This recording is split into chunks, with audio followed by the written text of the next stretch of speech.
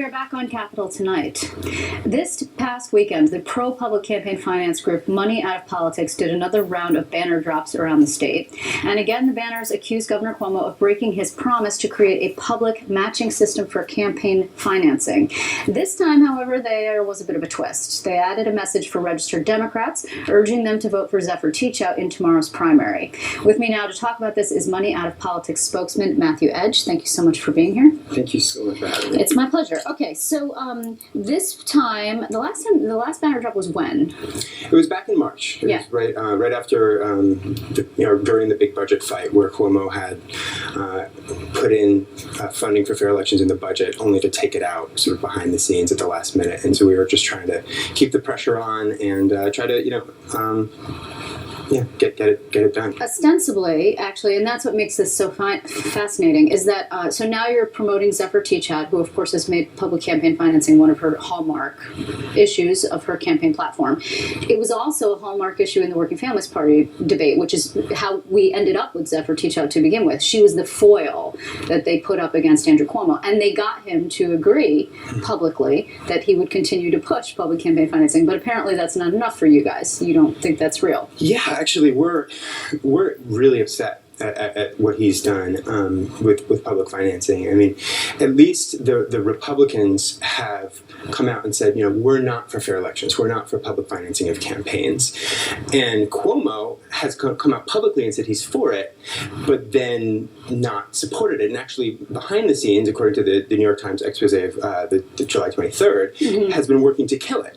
And to me, that's like, it's like I'd rather have a surgeon that just says, oh no, I'm not going to operate. I'm not going to do that today, than a surgeon that's going to come in and say, oh yeah, I'm going to operate, and then go not do it. And leave you on the table. and our democracy is on the operating table, and Cuomo said he's going to do it. So the expose that you're speaking of was the Moreland Commission, yes. And the Moreland Commission did put out a recommendation for public campaign financing, although it was not unanimous, right? And then there is this pilot project that the state control, you're rolling your eyes, that the state controller's race, it was created by the legislative leaders and the governor as sort of like a compromise. It was the only thing that the Senate Republicans would go along with. It does exist. So that's got to be like a foot in the door, no?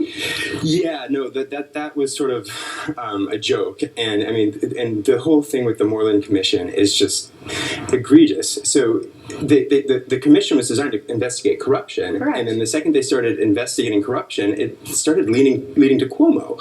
And immediately Cuomo starts interfering, and these are district attorneys that were starting to say that we should be aware that Cuomo's people may be reading our emails. And I mean, this is like, it's not conspiracy theory. I mean, these are like, very reputable people that are actually worried that they're being spied on, and Cuomo was just undermining them at every turn. So what's interesting is you're remarkably informed on this particular issue, right? This is your life's work. It's the banners, it's the push for public campaign financing, it's small d democracy. But when we look at polling, I mean, most people have no idea who Zephyr Teachout is. Her name recognition in the one poll that included her, and it wasn't a head-to-head, was Marist, I believe, and it was like 8%. So you've got several hundred to several thousand people around the state who are at least in connection with your social media network, right? Mm-hmm. Do you think all those people are going to show up tomorrow? Yeah, and I think the name recognition problem with Teachout is really does point to the problem of money in politics. That Cuomo has over $30 million raised from large donors, and the media narrative is that Teachout doesn't have the name recognition, and we're really trying to challenge that, and I think what she's doing to draw attention to this issue of money out of politics is amazing. And Cuomo got us to tell our people last time that he was going to go into Albany, pass fair elections, weed out corruption, and he got us to let our people know that that's what he supported. And then did you? You worked on his behalf in 2010? We let people know in a nonpartisan way that Cuomo was made it a central part of his campaign, that he wanted to get money out of politics. Yeah. And then he basically used us, and then goes into office, proceeds to use the power of the governor that we granted to him to raise $30 million,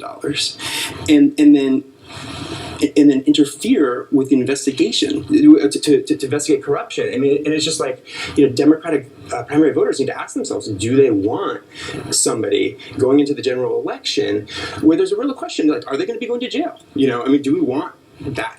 We don't know what the U.S. Attorney is going to do, No, right? It we looks at this point, since the primaries tomorrow, barring some really amazing thing that probably isn't going to happen, that there's nothing's going to come out before the primary. Yeah. How old are you, if you don't mind me asking? 32. Okay, so 32, you're like on the millennials cusp, I guess. Yeah, I would put you, right? cusp, yeah. So the Teach Out Will campaign has really put a primary on social media, has put a primary on using the internet to reach people, and they say we've got this network, and there are people who are being mobilized who weren't mobilized before. Maybe Right. young people who know what net neutrality is, for example, which Right. not everybody knows who might be watching this. Forgive me.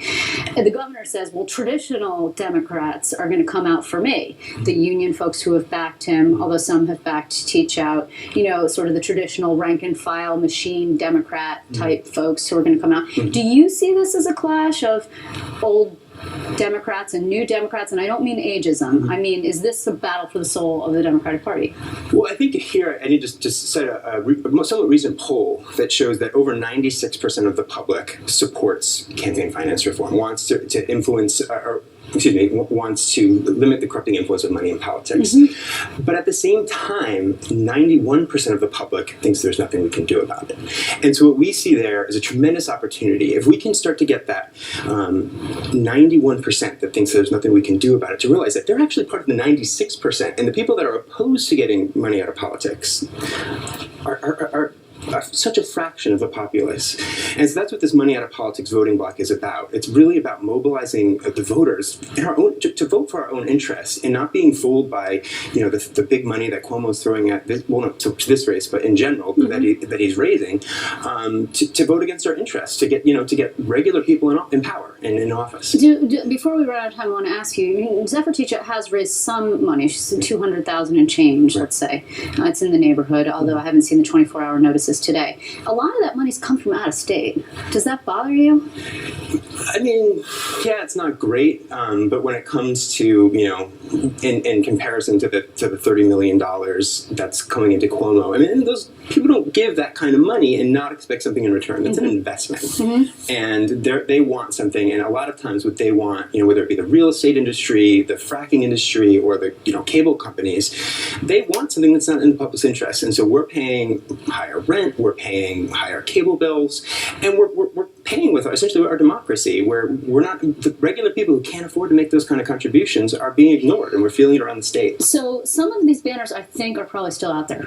Oh yeah, yeah. No, there's some in Syracuse that I saw, and when people see them, now they know what they are. There they are. If you see them, you know why. It's Matthew Edge's fault. I thank you very much for coming in. Thank you so much. As always. And of course, we'll be covering the primary tomorrow, so hopefully folks will tune in. We do have to take another short break.